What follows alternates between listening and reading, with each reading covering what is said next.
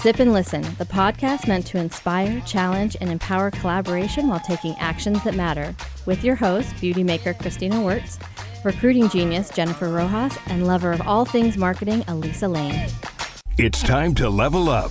Important financial obligations require next-level financial solutions. Aggressive loans, investments with strong returns, intense affiliation to build your own business, credit enrichment for the best-in-class lending power, and powerful insurance solutions for extreme protection. Call or visit the Powerhouse Financial Solutions team at Next Level and make the decision to level up today. Go to nlbcgroup.com, nextlevelcreditplus.com, or call 480-550-9434. Level up with Next Level Business Concepts Group. Whoa, did you check out that new commercial? I know, I like it. It's pretty sweet. What do they call it? Powerhouse Group? That's awesome. They're actually in a plane somewhere right now. I think they're going in Ontario? I don't even know. I'm making up stuff Canada. again. Is it? No kidding. All right, smarty pants. Okay, so what's going on today? We have like a full house today. We have, how many people here? 4, 9, 8 people here? Yeah. That's awesome. So we have Rob Kowalski here from You Why haven't been Waiting to the Works. Next Level Air podcast yet, huh? No. Yeah, it's like a party. I heard you guys This is tame. Oh, yeah. You Yeah. guys go on yachts and drink champagne Yep. and like, what else do you do? You have like a stripper pole in the middle or something? You know what? That's funny you say that right now. I know. We have a male stripper, former male stripper here. Well, yes. Yes. He actually stripped for the shirt. He did. Yeah. Did we did. get that on video? We Um, missed it, didn't we? I think there's cameras around here. We can get the video. Oh, that's true. Robin, can you help us with that? They're not on. Damn, we missed out. All right, so who is here today? We don't have to wait any longer. So we have Rob. Say hello. Hello. And then we have a couple other people here. We have Carrie, who is possibly, She's amazing. yeah, she's possibly Possibly amazing. Oh, Yeah, she's possibly just amazing. And then who's Angela? Angela's one of my friends. She's actually coming in for her first glimpse of a podcast and thinking about creating her own. On what? I can't even tell you. Okay, it'll be a surprise. Yeah, you know me. Well, I can't wait. You gotta wait. Yeah. Why The Waiting theme of Works. today. All right, so Carrie, welcome. Thank you. Excited to be here. I don't know if you can notice her southern accent. Oh, she's going to be a cute Southern belle on the show. That's Well, right. y'all. Thank y'all. Yeah. And Rob today. So Rob actually wrote a book called Why Waiting Works, and it's all about What's it about? It's about waiting to have sex and how that's the best strategy for finding love and long-term happiness. Waiting till what?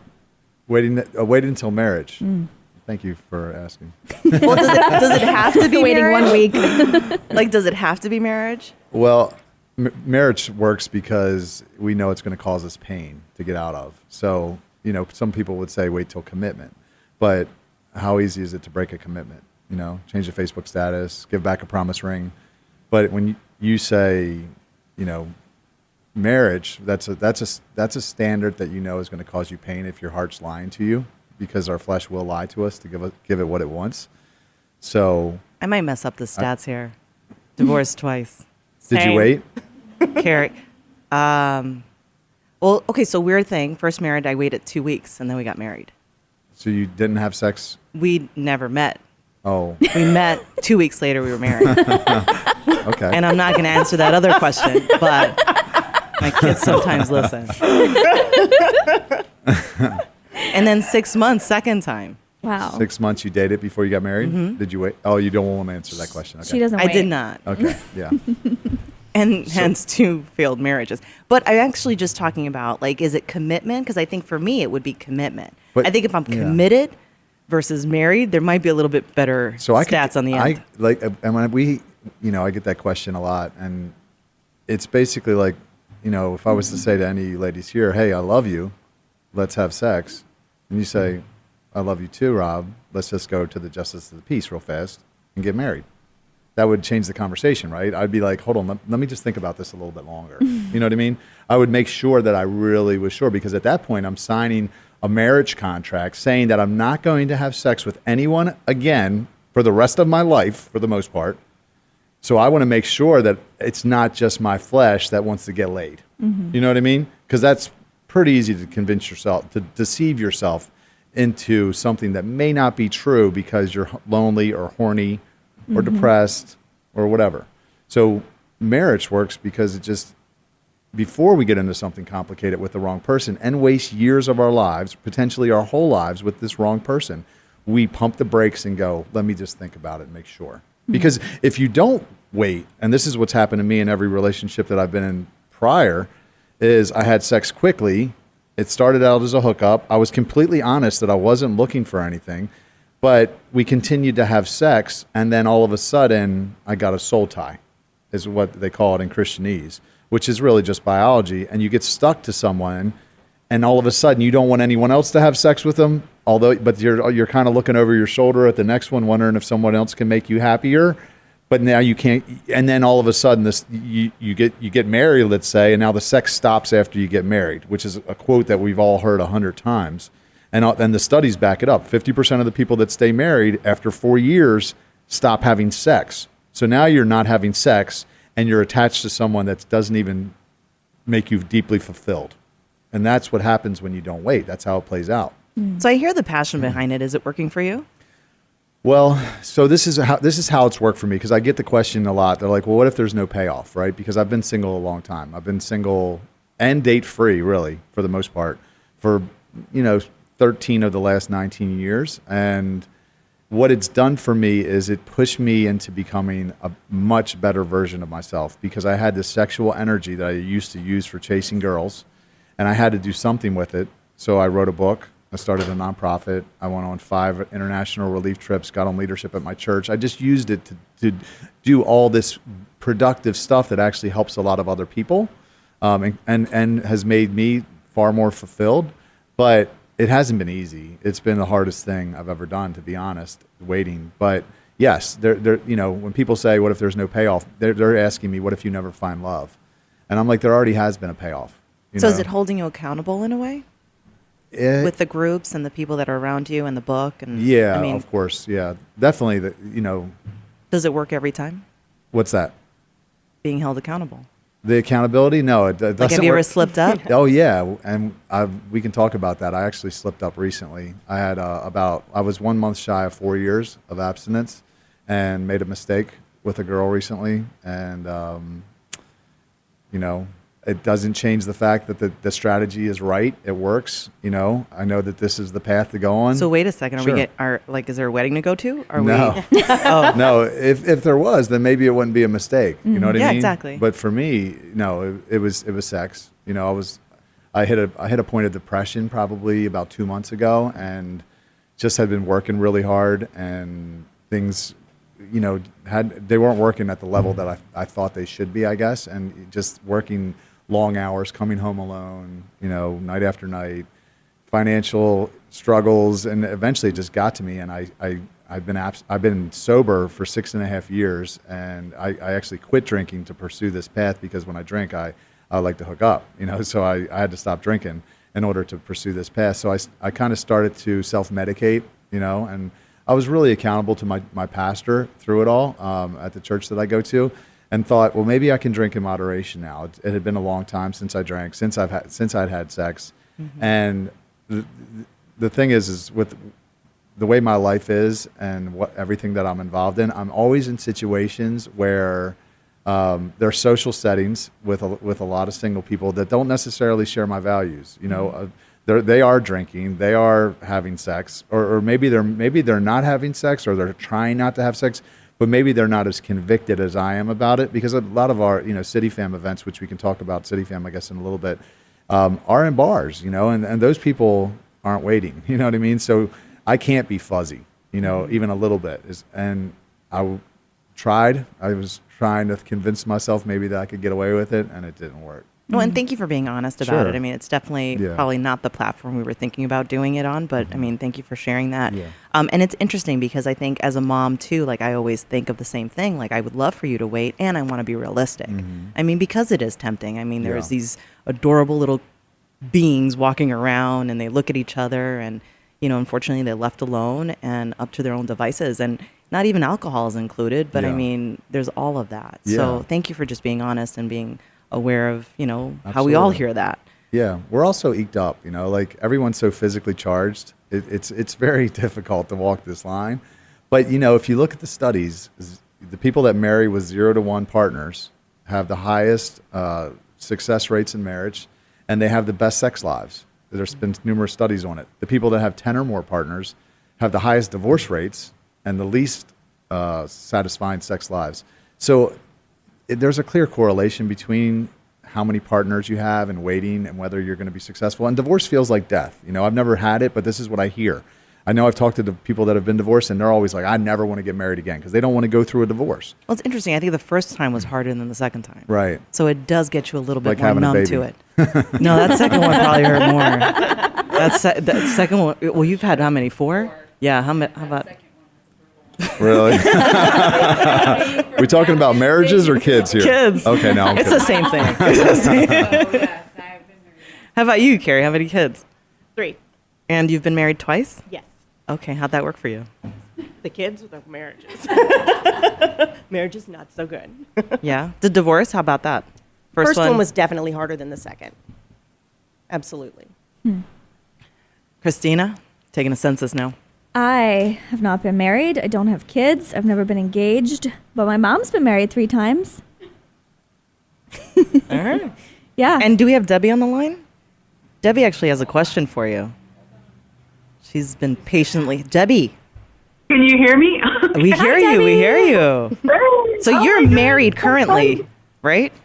Yes. Did you and wait? Actually, okay. So I want to commend, his efforts because I was a girl who didn't wait. I mean, I was kind of obsessed with the playing house, which I think a lot of young women, because I was in my 30s when I met my husband, and I just had this whole thing oh my gosh, he's gonna marry me, everything's gonna happen, and it just we had to go through a lot of stuff because we moved in 9 months later.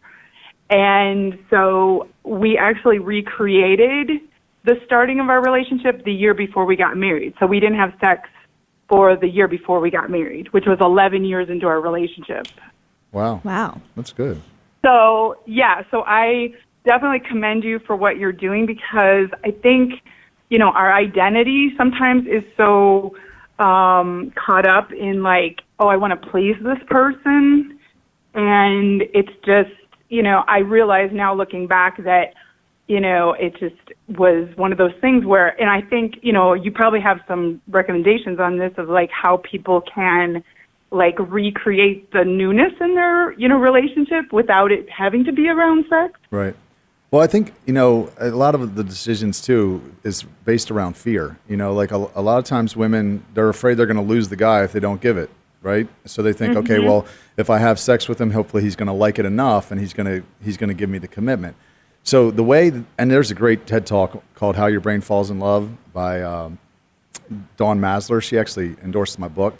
And she talks about how our brains are wired different. Women release oxytocin, which is this bonding hormone when they orgasm. Men release it when we commit. Okay, we don't release oxytocin when we orgasm. We release something called vasopressin, which actually is kind of almost the opposite. That's why guys can hit it and quit it. So basically, if you look at the way the Bible, not to get religious, but God had it right. You do it on your wedding night. The girl gives the sex, the man gives the commitment, and boom, they lock together. At that point, they've already been through the dating process, evaluating each other clearly with a clear head, no hormones floating around making you think you're in love with someone that you're really not in love with, ignoring the red flags. And you're locked in for life, and it helps you weather the storms that you're going to go through to preserve the family unit so that these kids can have 2 parents, which is what ultimately I believe God wants. You know what I mean? But we don't want to wait because we're impatient, right? And nobody likes discipline. Nobody likes waiting. I hate waiting. I want to have sex right now, seriously. But I know ultimately how it plays out, and it's not good for me. I also don't like to go to the gym. I just go to the gym because I like the way my clothes fit when I do.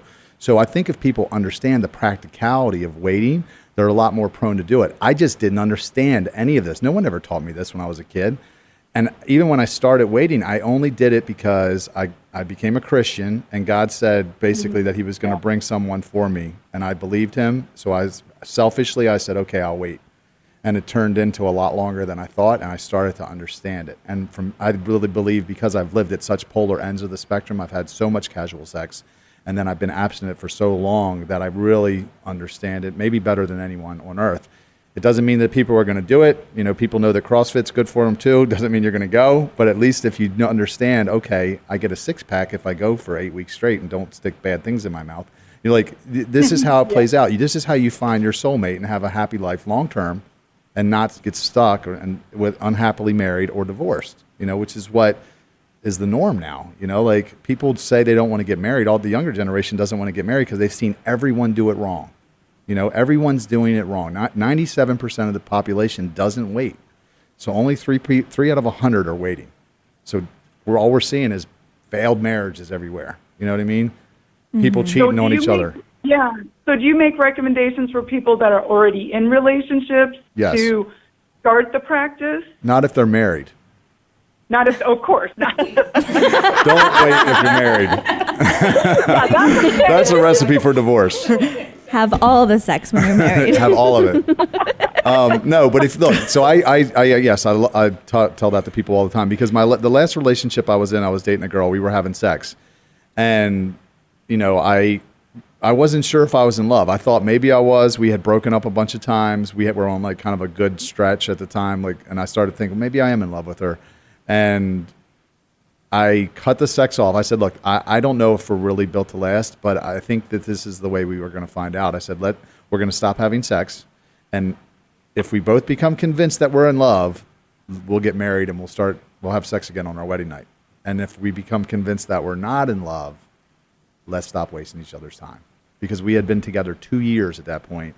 Just this tumultuous, crazy relationship, break up, get back together, good sex, terrible relationship, you know, and it was like I cut it off and the clouds parted and we could both think clearly and we broke up 3 weeks later. And so it works. So, if, you know, just because you've made if you've made that decision or mistake, then it still works.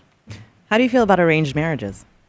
I don't know much about those. I mean, just the thought of it. I've gotten to the point of, honestly, of desperation recently because I was like, I'm just so tired of not having sex and being alone. Seriously. And I thought I'm going to pick like 5 or 10 girls and give them to some people, or just, you know, give a list to some people I trust. We have friends in the industry. And just have like people that I trust say, pick one for me. You know what I mean? And I mean, obviously, I'm not really going to do that, but it really, the path is that hard that thought crossed my mind, you know, but no. And I mean, it goes down to like, what are you committed to? I mean, just like you said, the gym, like you're just going to go because you said you're going to go. It's almost like you got married, stay married.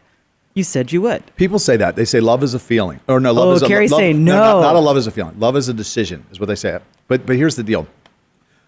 Yes, it is, but it still starts with a feeling because otherwise we could just decide to marry each other right now, or, you know, whatever. I think Carrie's available. Yes, you're gonna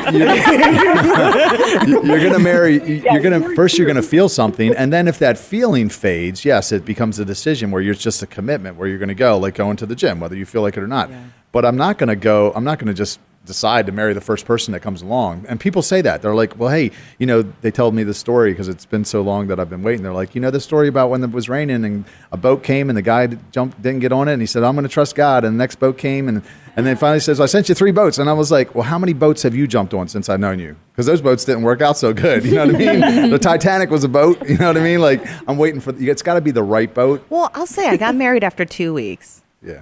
We were married for 7 years. Mm-hmm. There were other things that I think on my end that I wasn't committed to. Mm-hmm. And I realize that now. But he is the father of my sons. And I could have stayed married. Like there's a part of me that knows I could have been committed to that till the end. Mm-hmm. When we get married, no one gets married with the intention of getting divorced. Mm-hmm. I don't know. But there are certain things. Really? I don't know. Okay, I hope not. But the gold diggers, maybe. But there are certain aspects and certain things that are deal breakers. So say more of that now, because I know you had infidelity for one. Of course. Wait, can we pause real quick? Yeah. Debbie, while you're still on the line, do you have any other questions? We don't want to keep you if you have to go. No, I'm just loving this conversation. So you're just going to keep listening in? She's hooked. Okay. She's going to wait it out. Perfect. She's going to wait. We're inspiring everyone. All right, go on. Well, infidelity, first and foremost. I mean, once the trust is gone, it's hard to rebuild that. And it can be done. Yeah, and that's something I even talk about in the book. If you don't have a deep connection with someone, that one person will never satisfy you long term. It won't. You'll either swing, polyamory, open relationship, cheat. You'll do something because